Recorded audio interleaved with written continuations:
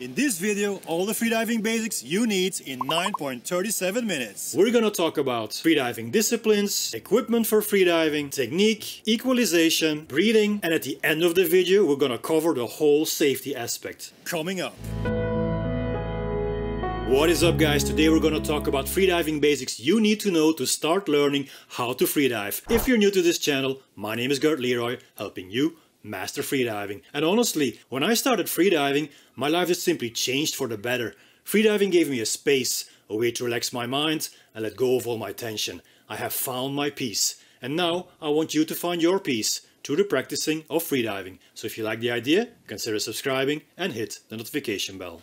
What is freediving? Well, it is diving on breath holds. Freedivers, they hold their breath as they go underwater. So there's a lot of things that are different than in other sports. In other sports, we breathe, we feel adrenaline, we are energized, but all those things in freediving are a bit counterproductive. We have to hold our breath. And when you're energized, when you feel adrenaline, that doesn't really work that well. So in freediving, it's all about relaxation. It's all about finding peace, lowering your heartbeat, and the less stress we have, the less levels of anxiety, the less adrenaline we feel, the better for freediving, because then we can hold our breath longer. So let's talk about the freediving disciplines. We have ocean disciplines, we have pool disciplines, and then we have the simple breath holding, which we call static apnea. Static apnea is a little bit different than what you imagine that freediving is. We just lay down, can be on the couch, on the ground, or in competitions, we lay down with our face immersed in the water. So we always do this with a buddy, a safety buddy. Any kind of discipline in freediving, always dive with a buddy. Then we have the ocean disciplines, which you're probably more familiar with. We have constant weight with bifins, constant weight with monofin, and constant weight without fins. The name constant weight refers to the weight you're carrying. In these ocean disciplines, we also have a discipline called free immersion. Free immersion is a bit different than all the others because we can touch the rope. So we always go down on a rope and we pull ourselves down. And then the pool disciplines is basically the same as deep diving, but horizontally in a pool. So you're gonna swim as far as you can underwater, more or less 1 meter underwater. Same disciplines with the exception of free immersion. We don't have that in pool disciplines. Now you want to know what equipment we're using, right? A freediving mask is a little bit different from a scuba mask. A freediving mask has a lower volume. And why is that? Because inside of your mask you have air, and this air, as you dive deeper, has to be compensated, has to be equalized. I'll talk later about equalization, but for now it's enough to know that the smaller your mask, the better for freediving, the easier for equalization. I've already mentioned freediving fins. Advanced freedivers, they use long fins, but as a beginner that's not really necessary. You can perfectly start freediving with smaller fins. Just make sure they are not scuba fins, because scuba fins usually have an open heel and they do not transfer the power that's coming from your legs in an efficient way. For freediving you need some propulsion, so make sure the fins have a closed heel. Freedivers also use wetsuits, and that is because they want to be warm, because if you're cold you start shivering,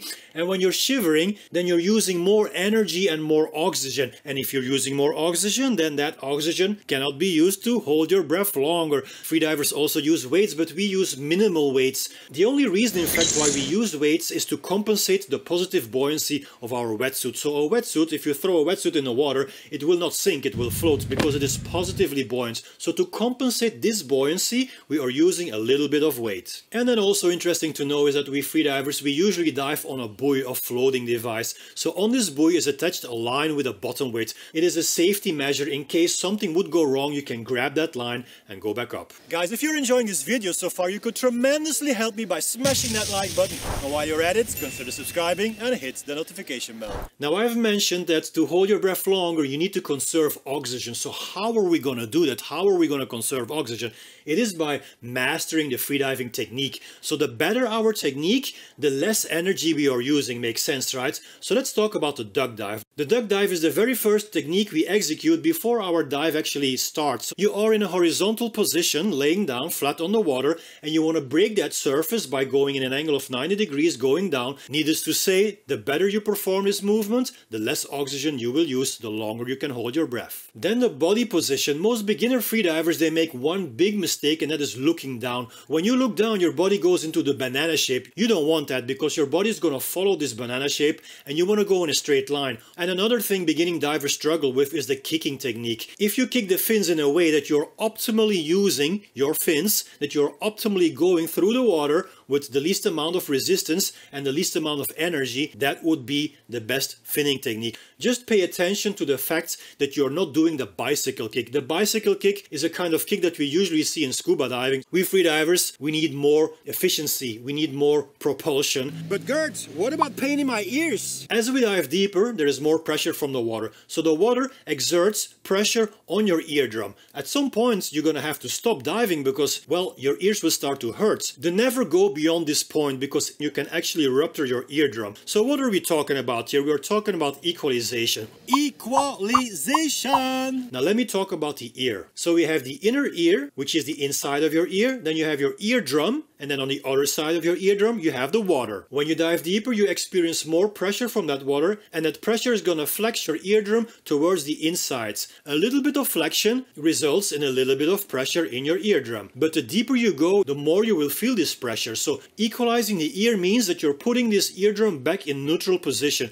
How are we going to do this? Well, there are different equalization techniques, and one of them is Valsalva. When you're doing Valsalva, you're using your diaphragm to push air towards your nasal cavity, and that air goes in your eustachian tubes, which fills up the inner ear. That balances the pressure, and your eardrum comes in a neutral position again. We also have another technique called Frenzel. With Frenzel, we do not use the abdominal wall anymore. We actually use the back of our tongue as a piston to push air into the eustachian tubes, and that will equalize your ears. It is important that we move this air into the eustachian tubes in a gentle way. So the idea here is to gently equalize and never forcefully push air into your ear. Okay, so now we already know a lot about freediving, but there is way more. So let's talk about breathing. How do we breathe before we dive? You would think that there is some kind of breathing that we can do so that we can hold our breath longer. Well, in fact, that doesn't really exist. So there are no special techniques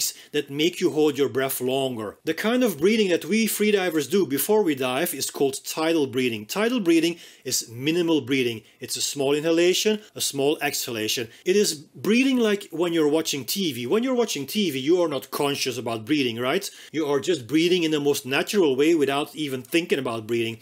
That is how we breathe before we go down. Then, right before we go down, we take our final breath. A final breath is a big breath, first in the belly, then in the midsection, then towards the chest, and then we hold our breath. Do never hyperventilate. Hyperventilation is deep and rapid breathing. You do not want to do this. Hyperventilation is dangerous in freediving. It can make you black out without any notice, and needless to say that if you black out underwater, this can be a fatal incident if no one saves you. And now that I've mentioned a blackout, we have to talk about safety, because safety in freediving is probably the most important thing that you should master. So when we dive down, we always dive with a buddy. Let's say you do a 20-meter dive. You go down, and when you're at 20, your buddy, who is at the surface and who has been watching you the whole time, will go down. As you go back up, you both will meet each other around 10 meters. Then from there, you both swim up, and your safety diver will look at you for signs of hypoxia. Hypoxia is extreme low levels of oxygen. That is what your safety diver is looking for, because when you show signs of hypoxia,